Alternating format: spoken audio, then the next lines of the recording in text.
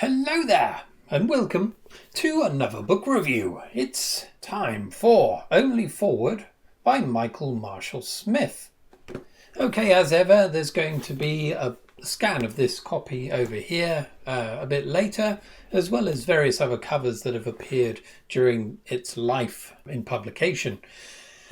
Now, I've never read anything by Michael Marshall Smith. Here's a little picture of the chap here. He's currently 58 and a very handsome chap indeed. A look to aspire to, I would say, for all men of my age. It is possible to grow old gracefully and handsomely, shall we say.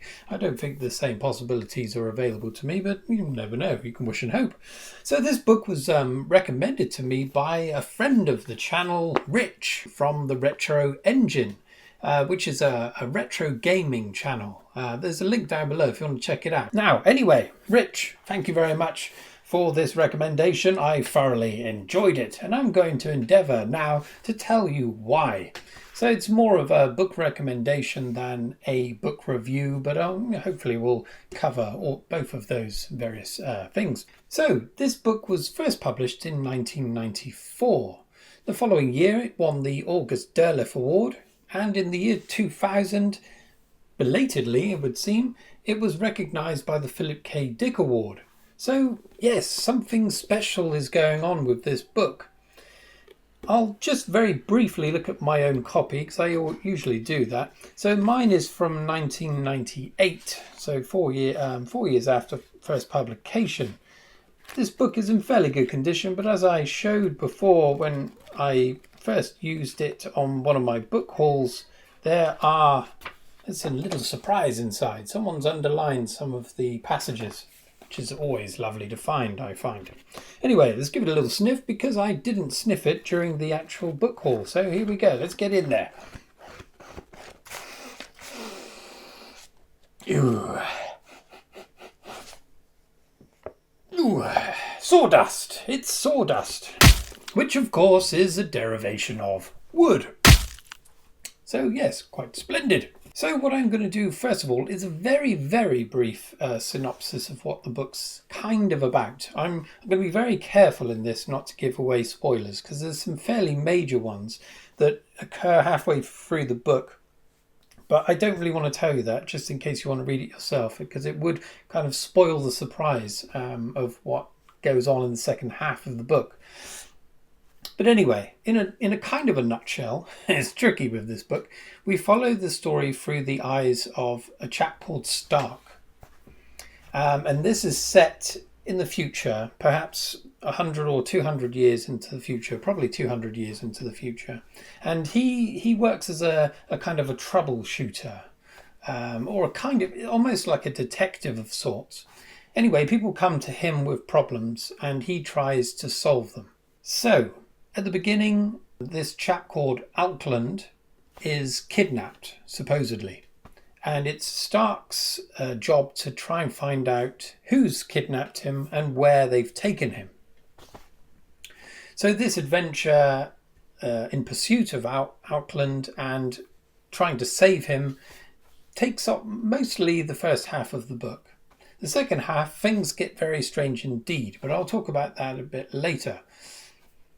But that's it. That's kind of it in a nutshell in that regard. It's like a noir, like a detective noir in that respect. But it's set in the far future, or 200 years or so into the future. Now, the very interesting thing about this for me was the setting for this.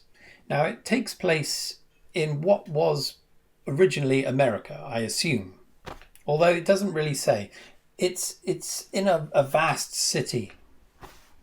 And each part of this vast city is very distinct from the other parts.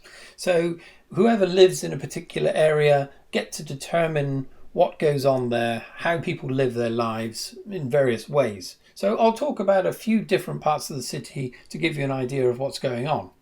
So the parts of the city where Stark lives is called Colour.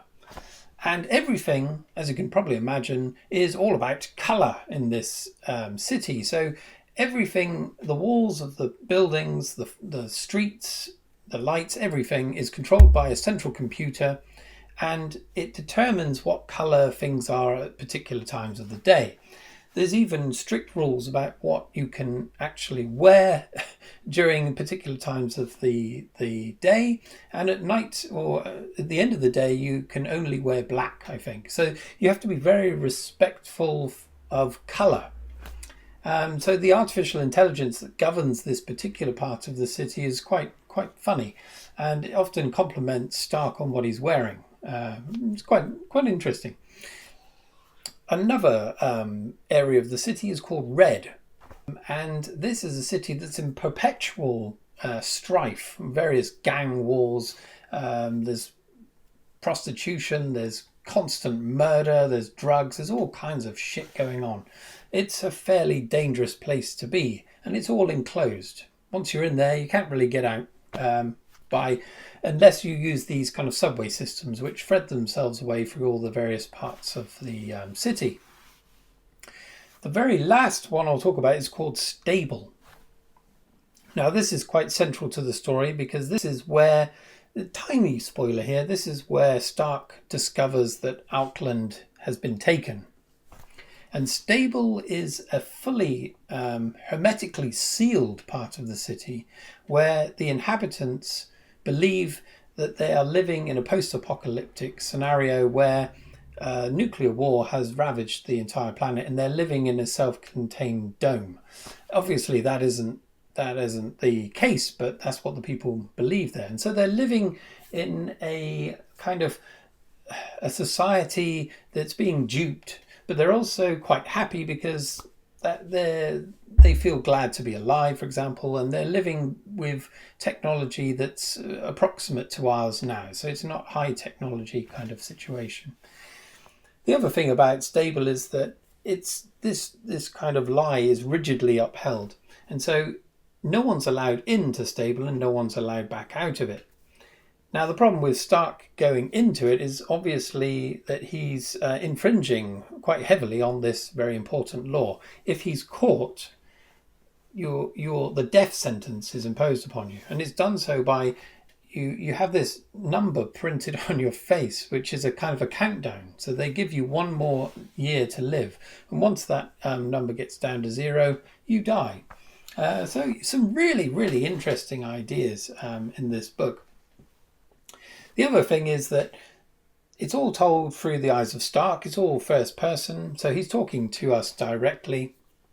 And his character is very interesting, but also very likable, and also very humorous. The whole book really, well, mostly the first, say 2/3 of it, is really quite funny. And I've never read anything quite like it. I'll just give you an example of the humour, because it was right up my street.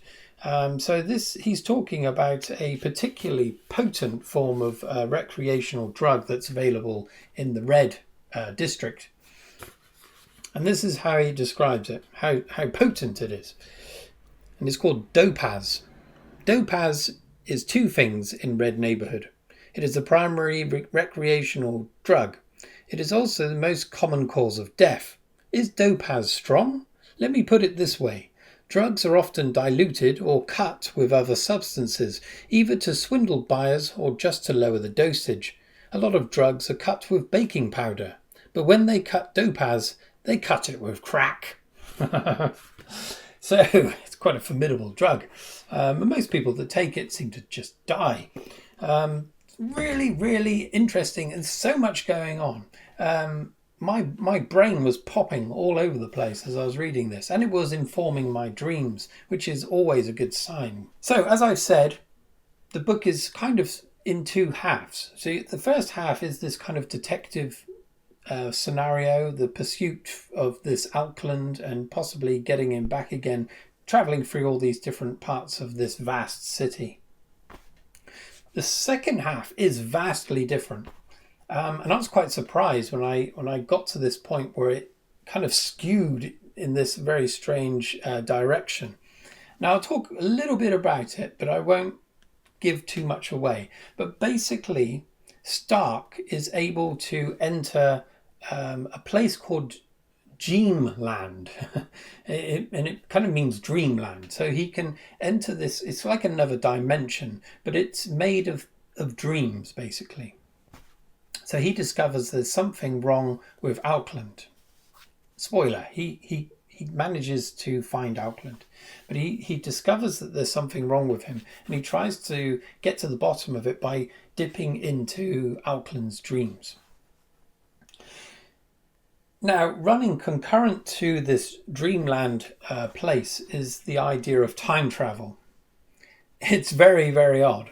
But that's all I'm going to say. So time travel is an intrinsic part of the second part of the book. And it also feeds very well into what it's called. I mean, it's called Only Forward.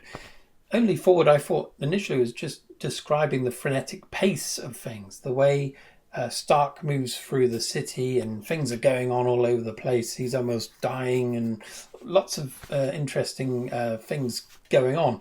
But Only Forward also implies to something that you discover later on, which is really quite interesting.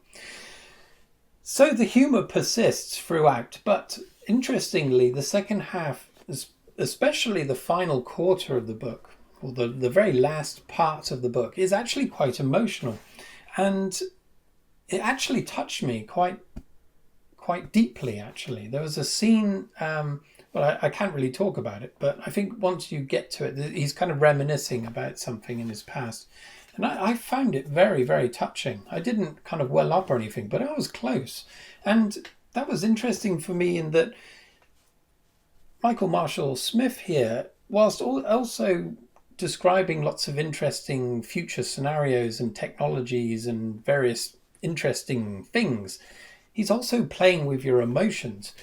It's very funny, it's very interesting, and it's also quite emotional. So I quite enjoyed being caught up in this kind of turmoil. Now, when it comes to the rating, that's all I'm going to say about the book. I highly recommend that you go and read it. So if we bring it down now and give it a rating. So when I read the first half of it, this was 5 out of 5, kind of set in gold, I would say. I was absolutely loving it. Now, the kind of curveball of what happens halfway through it put me off kilter a bit, in a good way. But I think I didn't quite understand what was going on towards the end. Even at the end, I had to kind of read a synopsis of the story because I didn't quite understand what had happened. That's my own failing, of course, but of course it also influences what I'm going to give it. So I'm going to give it 4 out of 5 stars. But that's very commendable. I think even 3 out of 5 stars for me is a really good book. 4 out of 5, brilliant. 5 out of 5, it's got to really hit me right between the eyes. And this did, but not quite to the 5 out of 5. It's still teetering. I'm tempted to give it... I'm going to give it another star. Go on. I have to do it in relation to what I've also read during the past year. And compared to most of what I've read, it's definitely deserving 5 out of 5. Anyway, there we are, 5 out of 5. Didn't see it coming, but there it is. It's pounced on me. So there we are. Thanks for watching. If you have, apologies, I haven't had videos going very much lately because I've been rather busy. I'm going to have a little catch-up video at some point. I've got some new paintings that I've been working on, and I'll talk about our trip to Poland if you'd like to hear of it. Yes, lovely wedding that we attended, and I did survive the flight. We all did. But that's a very big problem I have in terms of flying. I just don't like it. I almost had a panic attack. In fact, I'll talk about this another time, but it's one of those flights where you have to walk up stairs. You've got the plane right in front of you. You've got to walk up the stairs to physically enter the plane. So you can see the bloody thing right in front of you. You see the massive engine turning over. And I kind of was on the stair and I put my head down. I was thinking of running. But yeah, it all went to plan. But I felt like I was going to die constantly. And it's a very strange thing. It's not just about the fact that I'm fearing for my own life. I'm worrying about everything in relation to the plane, everyone that's on board. And it's overwhelmingly bleak. So my brother, Kirk, has suggested that he takes the route that he does, and he's prescribed certain drugs to aid his passage whilst in the air. So that's what I'm going to do in future, because I can't go through that again. I know I'm already very grey, but I definitely went a slightly lighter shade of white in the beard area. Anyway, sorry, I'm rambling. Thanks for watching, and I'll be back soon. Cheerio.